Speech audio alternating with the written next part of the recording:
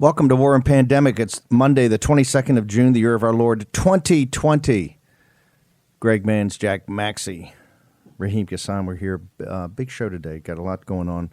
We've got Johnny Burka from the American Conservative on talk about economic nationalism.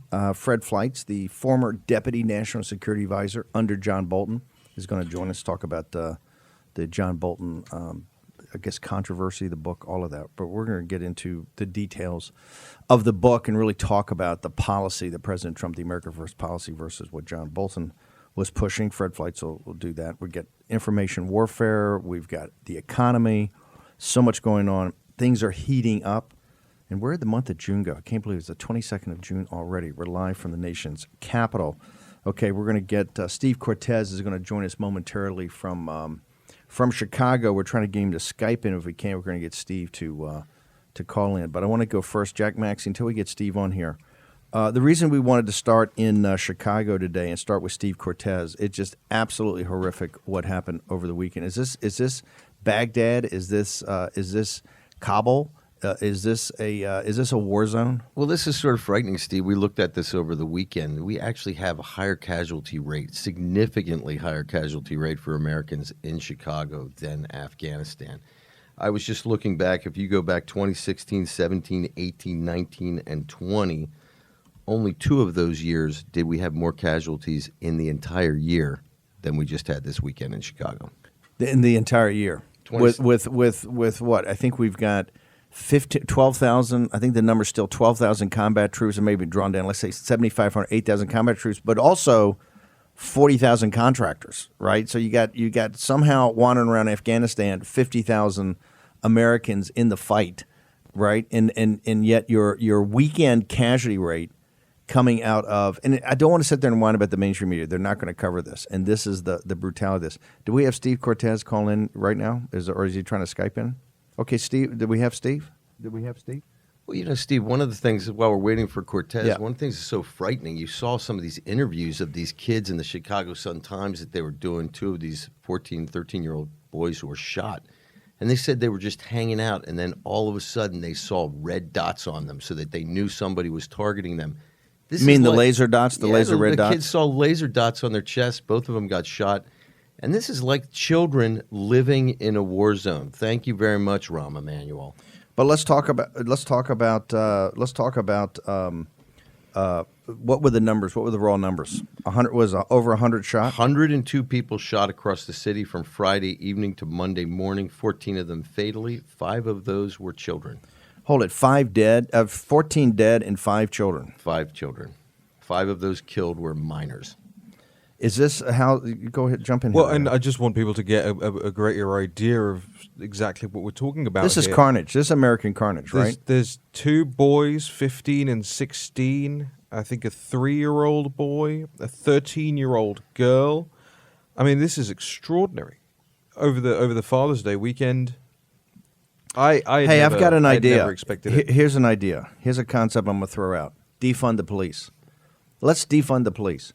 Okay, we've got Steve Cortez now joins us. Steve, it was your piece and your analysis, and I know this is your hometown, and it rips your heart out. Walk us through what's going on in Chirac.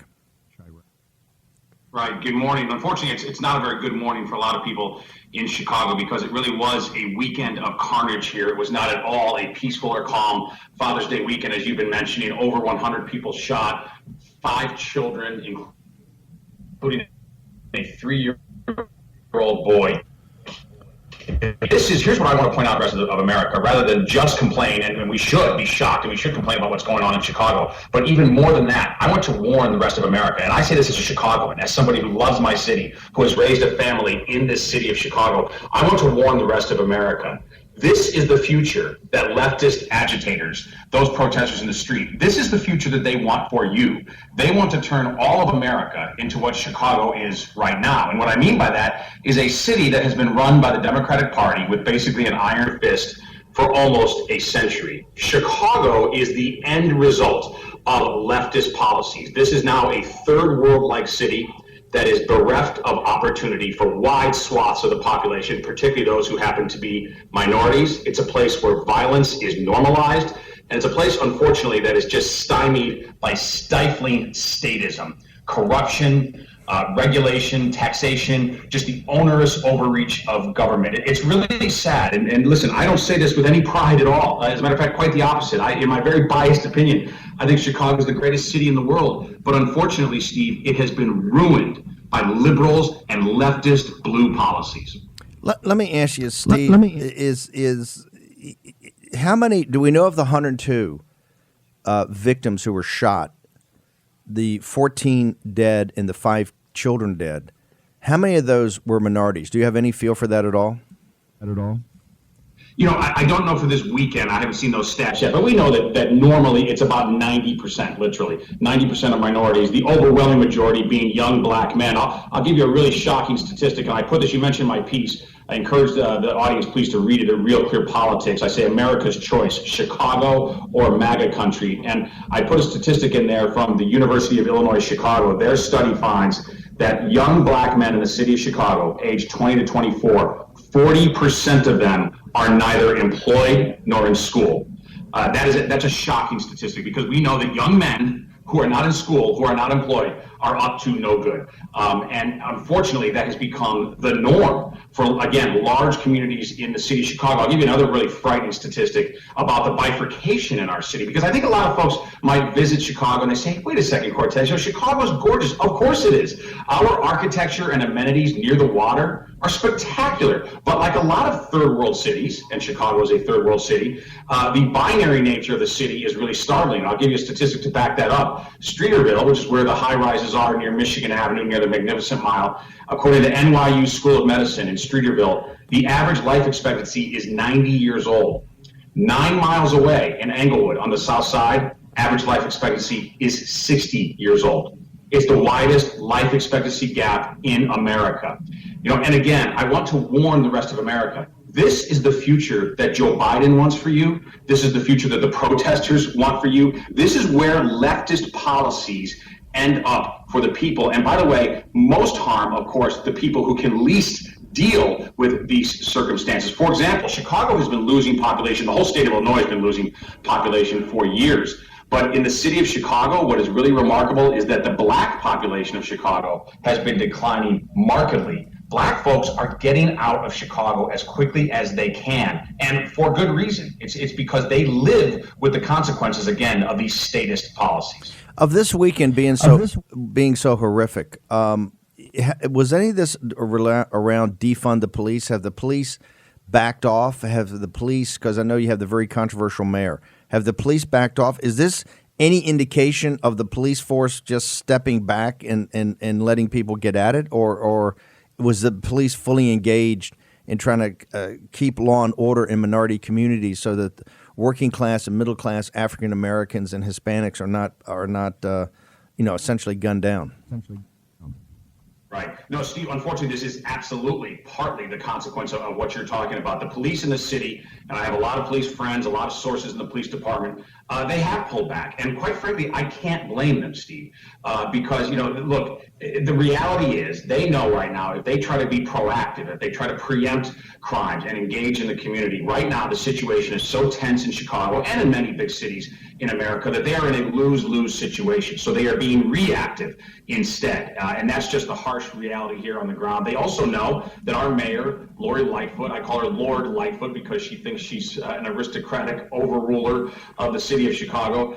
They know that she clearly does not have their back. And even more importantly than that, they know that the district attorney, the state's attorney here in Chicago, Kim Foxx, absolutely does not have their back. So given that, the police have understandably pulled back. And, that works, by the way, for wealthy people because they have private security. For example, the Lincoln Park neighborhood, probably the wealthiest residential neighborhood in Chicago, there's a lot of private patrols now. Streets and blocks have hired private police. Again, this is a third world reality in the city of Chicago, in a massive American city. So they're fine. They live in buildings with doormen and security. They hire private patrols. You know who's not fine? Are people with names like Cortez and Ramirez and Washington and Jackson. A lot of black and brown folks in this city are living with the reality of a city that is out of control, where the educational system has utterly failed, And the only answer that we get from our city leaders is, well, let's raise taxes, right? Let's increase regulation. Let's make the teachers union even stronger, as if any of that is going to solve the systemic problems that plague our city. Has there been any voices in the minority community saying, "Hey, we can't go on like this. We can't have"? I mean, now we're like Afghanistan. There's gun battles. I mean, 102 people shot this weekend, 14 dead, 5 children. Right? Is there any outrage coming from the minority, the Black or Hispanic community in Chicago that you see? Steve, it is starting to happen, and I'm noticing it particularly among pastors. I've had on my radio show, I have a radio show here in Chicago, AM 560. I have the afternoon drive, 5 to 7 p.m. Central Time, and I've had several Black pastors on the show lately, and I think they are awakening to the reality that this one-party rule that Chicago has endured for nearly a century just is not working for our city, particularly for the poorest and most vulnerable among us. And by the way, to your point, too, about us unfortunately resembling Afghanistan, a really sad reality that I also put in my article is a link to the fact that the United States military now is sending medics to Chicago emergency rooms before they are deployed to war zones. Why? Because Chicago ERs are so good and so trained at treating gunshot wounds. Now, it's wonderful, obviously, that our medical personnel are that expert, but it's also an incredibly sad reality that to train for Afghanistan, to train for Iraq, the place you go is a Chicago emergency room if you're a medic. We got about a minute and a half left. We have a pretty big Democratic working class populist audience also besides the deplorables. What would you say to hashtag War Room Pandemic, the people that are part of this community that follow this closely? What would you say what can they do? What can the American people do to help the people in Chicago? What's going on in Chicago? I think we have a choice. Again, do we want to be Chicago or do we want to be MAGA country? And I think we want to be MAGA country. I think a similar choice that's very much related is jobs, not mobs. And that's a hashtag that I put out there quite a bit. What we want to focus on is a great economic recovery for this country, for all people, particularly, though, for working class folks. And most Black and brown Americans fit into that category. We have to choose jobs, not mobs. We want economic prosperity and opportunity, not the rule of mobs and not American carnage in American cities. We will not allow this amazing country to follow the terrible example of Chicago. I am warning America as a Chicagoan, we are the canary in the mine. Take heed. America cannot become Chicago, and that's what the leftists want for this great country. Steve, how do people get more access? The show's on fire. Your Twitter feed. You're one of the best writers around. I mean, you're the full package. How do people get more access to your writings, your Twitter, everything? In the show, walk me through it. Please follow me at Cortez Steve, Cortez with an S. I'm also posting a mega minute video every day, literally 1 minute. Thought today's is going to be about Chicago and the carnage in our streets. So please follow me there. Steve Cortez, thank you very much for joining us on War and Pandemic. Appreciate it.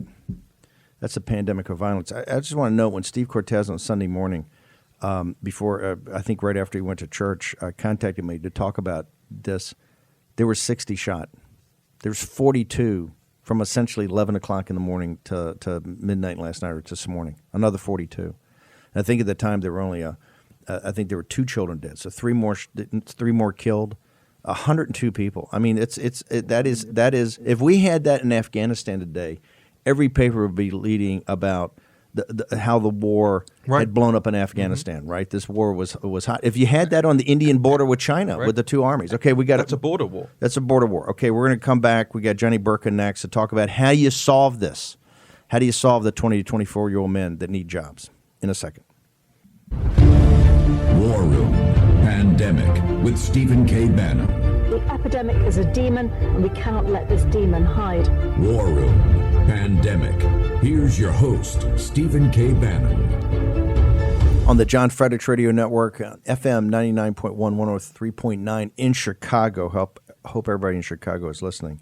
On American's Voice, the streaming platform of the Trump Revolution, Newsmax TV, now in 70 million homes. IRRSnexus.org throughout the world, and of course, G News, GTV, G Media in Mandarin later in the day, subtitle in Mandarin. So this is the reason that we're the global force that we are. I want to thank everybody. It's because of the hashtag War Room Pandemic. We're going to be getting into big opinion piece a day on America's losing the information war against the CCP. Glad the Wall Street Journal is following War Room Pandemic. We're going to get Raheem. So we had the special over the weekend on Saturday, 2 hours, the CCP's information war against America. We had Jack Posobiec. We had Raheem Kassam. We had Federico Galeanto from Italy. And boy, did we get some tremendous feedback on that. Jack, this news out of Chicago is absolutely blows away. And people have to understand the depth of this, right? And Steve Cortez is right. Steve Cortez is one of the smartest guys in the country. Remember, we have Steve on here most of the time, not as speaking for President Trump or not as one of the PAC guys. We have him on here mainly for his economic and financial analysis. One of the smartest guys in the streets, been in the pits of the Chicago trading environment for years, betting his own capital, big voice in the hedge fund community. But today, that was a cry of anguish yesterday when I talked to him. He said, hey, and that was at noon. There were 60. By this morning, there's 102. 14 dead, 5 children. Jack, how does this compare to America's wars? Well, we're looking at Afghanistan, and obviously this is a little bit tragic to compare this to a war, right? We obviously look at our brave women and men who are out there on the front lines a little bit differently, but it puts it in context because we see how the media is always constantly criticizing how the war is progressing, et cetera, et cetera. In 20 years in Afghanistan, our highest year of casualties was 2010. We had 496. I believe there has been 1 year in Chicago where they had under 500 dead in a single year. This is really frightening. And really, when we look at Afghanistan and we have hiccups there over the time, immediately the press jumped on them and tried to describe this failing strategy. Our guys aren't doing their job, et cetera, et cetera. This is happening inside Chicago, a great American city, one of the greatest, and no one's even talking about it. The city of broad shoulders. That's why we're so glad to be on 2 stations in Chicago. And this is a tragedy. But let's talk about solutions. We've got John Burka. By the way, the Supreme Court is not going to hear. They're basically saying the president can put tariffs on. They're not going to hear the case. The Supreme Court has decided not to hear the case about the steel tariffs, and really this is not surprising. There's a lot of precedent here. There was something called the Trade Expansion Act of 1962. When they talk about Section 232, they're talking about reports that have to be fulfilled describing 232 and 230, national security. 232, 231, this are the ones we use to get these tariffs in here to rebuild the American steel industry. This cuts directly to what Steve Cortez said. The 20 to 24-year-old African-American young men, 40% are unemployed or not in school. That didn't even talk about the underemployment. You add underemployment, and that would be another, it'd be 75 or 80%. There's a reason for this.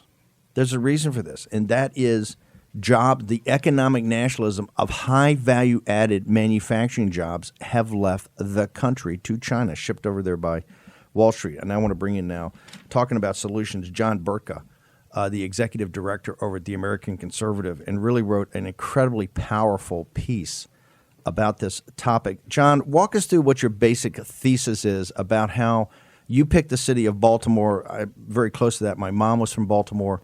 I spent a ton of time up there as a kid and remember it as a thriving community, particularly because what you talked about, those plants, the sugar plant, the manufacturing. I think it was Bethlehem Steel. The shipyard, all of it. Talk about the economic nationalism that solves the problem of Chicago.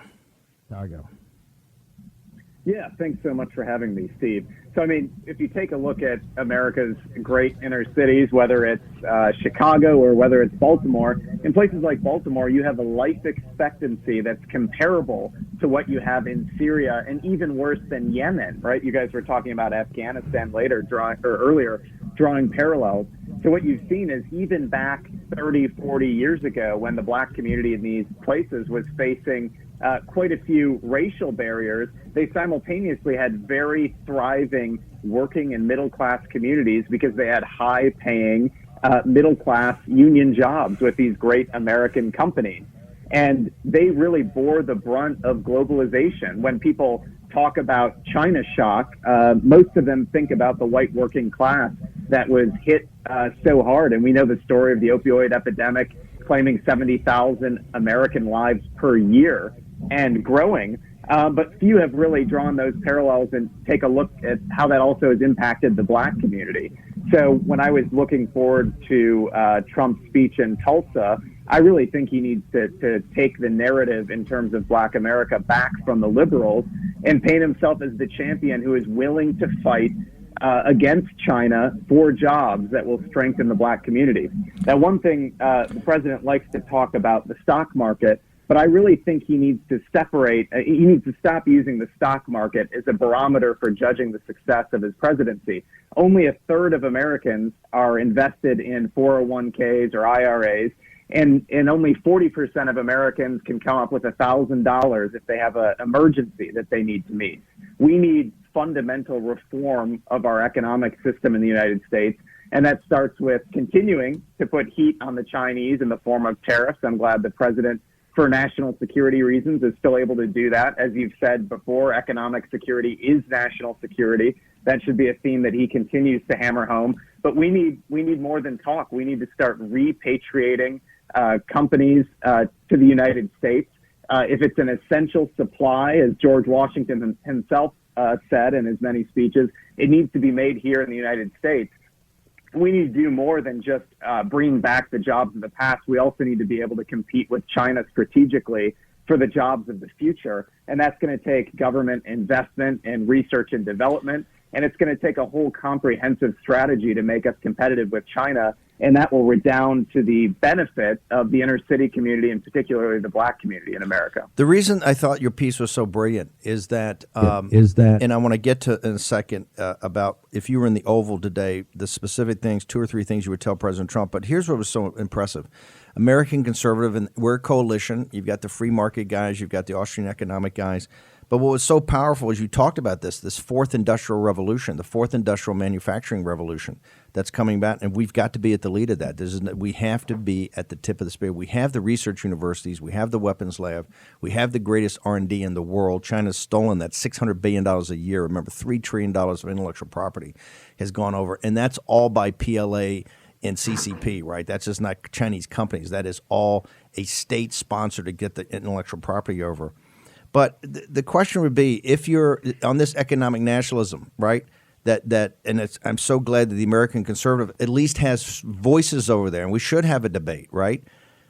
And your voice is incredibly powerful. If you were in the Oval today with President Trump, what would be, John, what would be the 2 or 3 things you would tell him, hey, look, the rallies are great, and people get jacked up, and we love, but here you're the driver of action. You're actually the protagonist in this drama. What would you tell the president? What actions does John Burka want to see that you think solve the problem of Baltimore and Chicago and the problem that Mr. Floyd had with not having access to a high value-added manufacturing job? That's a great question, Steve. A few things. First, I would say historically, right, there's a precedent for Republicans being in favor of protection. Joseph Wharton, who founded the Wharton School of Business, said that Republicans who are shaky on protection are shaky all over. It goes all the way back to Alexander Hamilton, Henry Clay, Abraham Lincoln. This is the great Republican tradition. So first, I would situate his case for economic nationalism within American history and within the history of the Republican Party.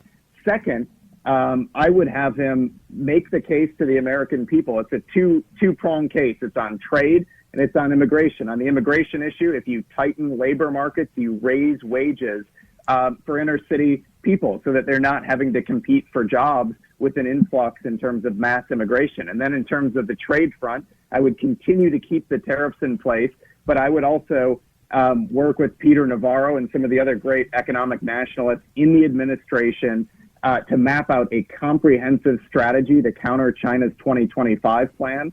And I would make that case with graphs, with charts, and with images, with images of the destruction in our great American cities. I would have them make that case to the American people, and I would bring into the White House workers, black workers, white workers. I want the working class. I don't want the executives of Goldman Sachs and hedge funds surrounding him when he signs a China trade deal. I want American workers in the White House signing that trade deal. And I'd work with Marco Rubio. I'd work with Josh Hawley, and I would work to pass an America First plan that can counter China's 2025 plan. And it would include tariffs, but it would also include all sorts of strategic investments in American industries so that we can regain our economic independence, because economic independence is essential for our political independence in this country. And our founders knew that well. And Republicans who resist this stuff all the time, Mitch McConnell, I mean, these people have not gotten the America First message. It just doesn't register for them. So he needs to keep hammering that home and paint himself as the champion of the middle and working classes, both black, white, and Latino in this country. And I know he can do it. John, can I have? Can we get your Twitter feed? Can we get your Twitter handle? All that. Yeah, my Twitter handle is @JohnnyBurtka. I'd also encourage you to go to theamericanconservative.com to read more about our pro-worker, pro-family, middle-class, Main Street conservatism that we promote every day. John, thank you very much. A major emerging voice in this economic nationalism, and a solution for Chicago lies within the article you did. I want to thank you for joining us today. On War Room Pandemic, okay, we're going to go from America First economic policy that John Burka lays out. We're going to bring in Fred Fleitz next. Short commercial break, Fred Fleitz, Bolton's deputy. War Room Pandemic with Stephen K. Bannon. The epidemic is a demon, and we cannot let this demon hide. War Room Pandemic. Here's your host, Stephen K. Bannon. Remember, we started this show because of a pandemic that triggered an economic inferno, that triggered a financial crisis that is overlaid inside of a geopolitical crisis between the most existential threat this republic has ever had, the Chinese Communist Party.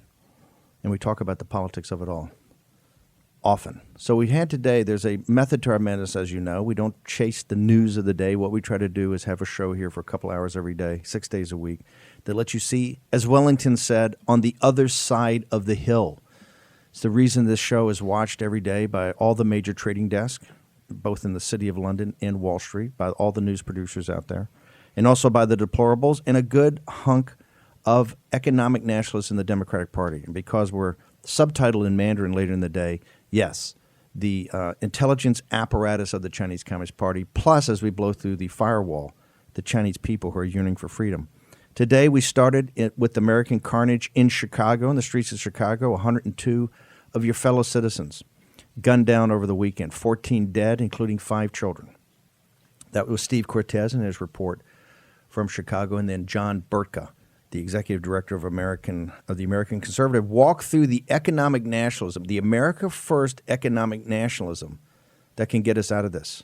And what he talked about when he talked about Hamilton, he talked about Lincoln, he talked about Henry Clay. This is called the American system. Now, the Supreme Court kind of agreed with that, and just moments ago said they're not going to hear a case about the 232, the president's absolute authority for national security, because economic security is national security, to impose tariffs. Reason it was important, we had John Burka on. He's the executive director, and now I think the interim editor over at the American Conservative, and we love our conservative brothers, the free traders, the Austrian School of Economics, and we need this thing to be debated. But we are economic nationalists, American First economic nationalists. The other part of America First is obviously national security policy. I want to bring in now a gentleman that has dedicated his life. He's an American patriot, and he has dedicated his entire life to the protection of the national security of the United States of America, American citizens, in the kind of alliance of liberty that exists throughout the world. It's Fred Fleitz.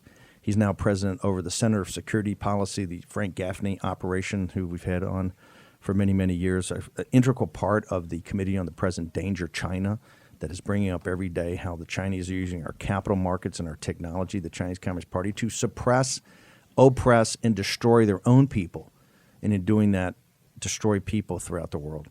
Fred, I bring you on today because you were Deputy National Security Advisor in the White House under Ambassador John Bolton and for the President of the United States. And, of course, they have this very controversial book that's just come out that Ambassador Bolton wrote. I guess in the room where it happened, I had the duty to read it over the weekend. Just your assessment, first off. You've dedicated your life. You're an American patriot. You've dedicated your life, and I just want your first impressions when you read the book, because you've known John Bolton for many decades. But when you read this book, 592 pages of not just excruciating detail, What I happen to believe is just so much highly classified information that is pretty shocking. What was your first impression when you read the book? Well, Steve, it's great to be here. I was actually the NSC Chief of Staff and a Deputy Security Advisor. I have not read the book, but I have been reading all this press coverage of the book. And there's only one thing we need to talk about, and that's the issue that John Bolton identified as the turning point for him concerning President Trump. And this wasn't Ukraine, it wasn't North Korea, it wasn't China. It was when President Trump decided last June not to bomb Iran. And I know, Steve, this is a big issue for you because you've worked with the president to make sure we get out of unnecessary wars and we stop using military power to, basically expend another $1 trillion in decades-long military commitments around the world. Now, this attack was to be in retaliation for Iran shooting down an unarmed drone. And Trump's national security team almost unanimously had a number of targets in Iran that we were supposed to bomb. At the last minute, the president said no. It's disproportionate to kill 100 to 200 people for shooting down an unarmed drone. And Bolton called this the most irrational thing I ever witnessed any president do.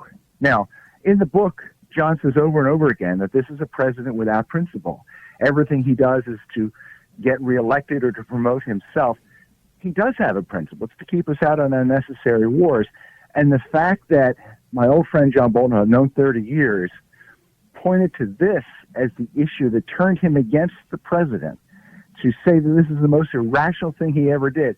In my mind, Steve, this disproves the major premise of the book, that this is a president without principle and unfit for office. He showed leadership in standing up to his advisors by doing something that I think was deeply immoral and went against what he campaigned to do as president. I just want to take a second and go into this for a minute for our audience. Hashtag War and Pandemic. We want to hear your thoughts on this. This is where an unarmed drone was shot down, and he came up with a range of alternatives, and alternatives picked to do a strike. And you have the excruciating detail of it, which is, quite frankly, I think fairly classified just in the way you walk through it so you can see how the American national security apparatus works. But what strikes me and stuns me is that when the decision was made by the president, and his natural thing is, hey, I don't want to get into shooting wars unless it's absolutely, like in Solomon's case, unless it's absolutely necessary. It's highly targeted. In walking through those analyses, how does Bolton, who then turns on the president, how does he not actually walk through what the possibility are of a loss of human life? Because that comes up. Eisenberg, the lawyer walks in at the last second and actually walks through Pentagon analysis. How's Ambassador Bolton get off the hook for being National Security Advisor? We're supposed to curate all the information. How does he get off the hook of not actually walking through and explaining to the Commander-in-Chief what is the real implication of the alternatives? Well, it was, first of all, in fairness, this was not just Bolton's recommendation. The Pentagon wanted to do it. The State Department wanted to do it. I mean, Bolton was not an outlier here. But the figures on the casualties weren't presented to the president when he made the decision to go ahead with it. Now, I think Eisenberg, and he's a good lawyer. I knew him when I was in the NSC. I believe he walked that up to the president on his own. I don't recall how that happened, but it was not something that the policy advisors had planned on the president seeing. And I think Eisenberg did the right thing here. That was a key fact that stopped us from doing something that I really think would have been a disaster. Let me go into something. We go to talk about unrestricted warfare, the Chinese manual, all the time, and we had a 2-hour special on Saturday about the CCP's information war against America and against the world. It was a 2-part. The day in the Wall Street Journal, there's an op-ed, America's by was it Jude Blanchett, she has this new great book out about how we're losing this information war. We argue all the time, Fred, and I know you're doing cutting-edge work over there, the Center for Security Policy, that, hey, in the 21st century, we've got information war / cyber, we have economic war, and we have kinetic war, right? And I want to go around, is there anywhere, you were chief of staff, and now you're one of the major think tanks in the America First thing. whether it's China, North Korea, the situation with India and China and Pakistan, Venezuela, Iran, it was Ambassador Bolton. Is there any recommendation he made that really wasn't driven almost primarily by some sort of kinetic engagement versus sophisticated information war and sophisticated and aggressive economic war? It seems pretty clear that Ambassador Bolton was more interested in kinetic war. And I met with the president several times, and I'm sure you did also, where he complained repeatedly that all John Bolton wants to do is to bomb things and blow things up. And I don't, maybe that was a little bit of an exaggeration, but if you look at North Korea, the book is full of pages and pages complaining about the president's effort to meet with Kim Jong-un. And look, we all know that that initiative has not been completely successful, but it actually has achieved a lot. It's lowered tensions on the Korean Peninsula. There hasn't been a North Korean nuclear test since 2017. They were testing ICBMs that could hit the east coast of the U.S. Those tests stopped. I think the president achieved a lot with this. But John Bolton was opposed to this from the very beginning, went to Singapore and the Vietnam summit extremely displeased that the president was doing this. And, you know, my position is Donald Trump is the president. He decided to do this, either fall in line or find another job. We've got about a minute and a half left in this segment, but I'd love you to stay over. I want to talk about China. You know, John Bolton in this book goes out and he held information back, and then he's leaked it out that, you know, the president he makes this case that the president is essentially weak on China and looking for Xi as a partner, right? Now, we've had the Secretary of State, Mike Pompeo, come out and say that's not true. We've had Peter Navarro come out. We've had Ambassador Lighthizer, three pretty good hombres who have been working on this case from day one. But in your mind, on the China situation, give your assessment as the chief of staff there. What's your scorecard for Trump in his engagement and confrontation with the Chinese Communist Party? I think it's been fairly successful. The president has been tougher on China than any recent president. He's called out the Chinese for predatory trade practices.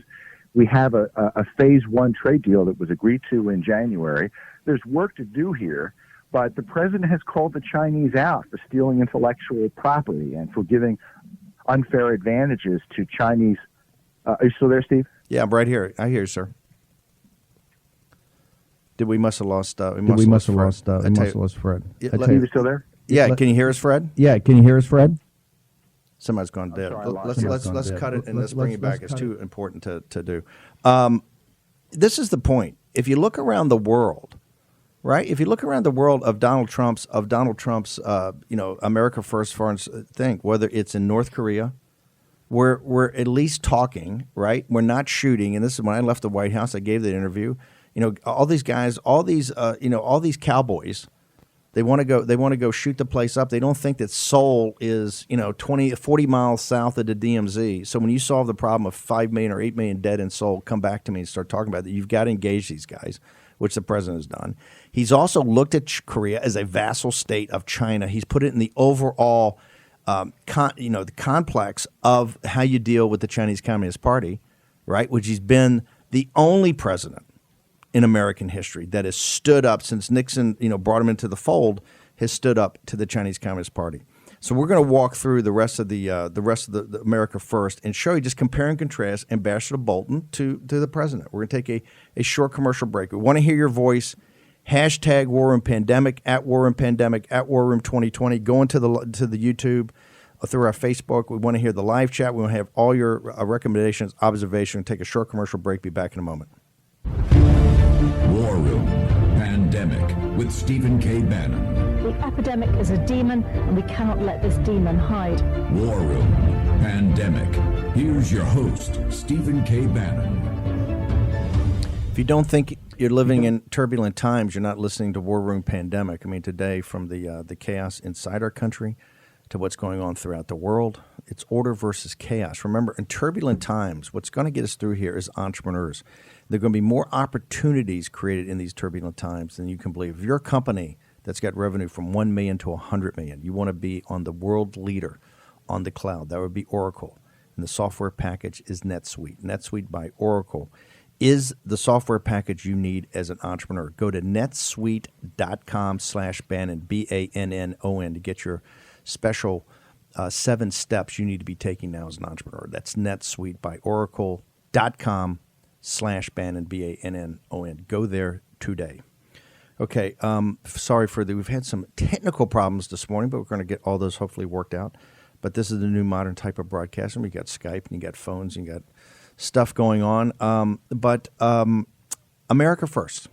We talked about the streets of Chicago and what's going on there, the bloodbath of American carnage over the weekend, minority communities in this crossfire, 102 people shot, 14 dead, 5 children. We talked about the 20 to 24-year-old males, 40%, I guess, unemployment or not in school. And I didn't even talk about the underemployment. And then John Burka gave us a solution, America First economic policy. And President Trump, the Supreme Court today, agreed to all these interest groups that want to just take American jobs and not have his back in rebuilding the steel industry and really helping rebuild the aluminum industry in this country. Right, all want to, all these guys that want to have the cheap labor overseas thwarted today by the Supreme Court. They won't pick it up in 232. The ability to use national security for economic security, and this is the centerpiece. This is what is underneath the Bolton book.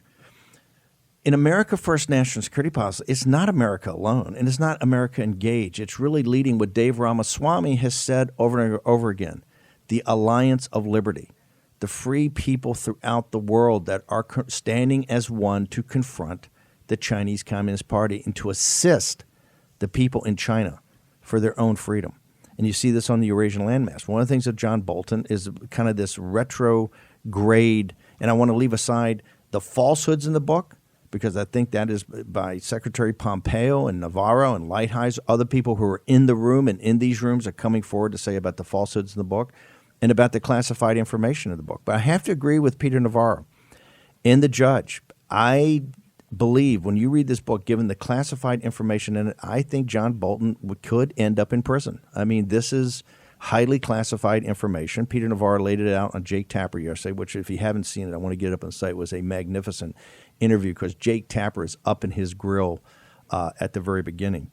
But what Bolton is, in the kind of the throwback to America First national security policy, what President Trump said, hey, we have all the leverage when it comes to economic warfare, to trade, to access to the American market, access to American technology, access to American capital, access to the American SWIFT system, access to the American dollar. Remember, we're the prime reserve currency.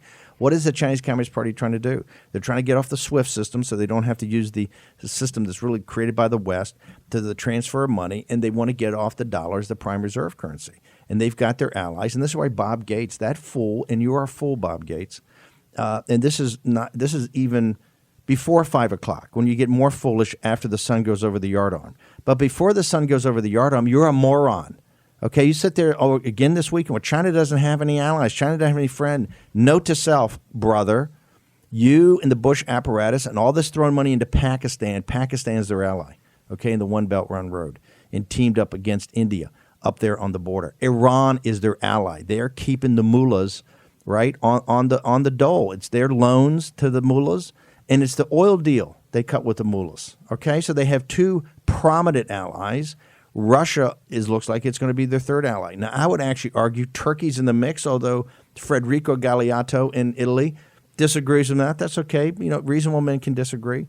But they've got an alliance. President Trump's policy is to confront them on information warfare and confront them on economic warfare, not have to send American troops and get involved in these shooting conflicts that only draw us in more and more and more. And Fred Fleitz is absolutely correct talking about that Iran situation where the president waved off the last because it was disproportionate. It could have killed 250 and, quite frankly, many more people given an unarmed drone. You want to jump in here? I see you're over there at the bit, and I've had the mic all the first hour. On the previous point, but if Jack, go ahead. No, I just wanted to raise that because you were talking about the Bolton thing, and I don't know if all of you read Judge Lamberth's ruling, the full ruling, but it was absolutely extraordinary the things that he said in there. Defendant Bolton gambled with the national security of the United States.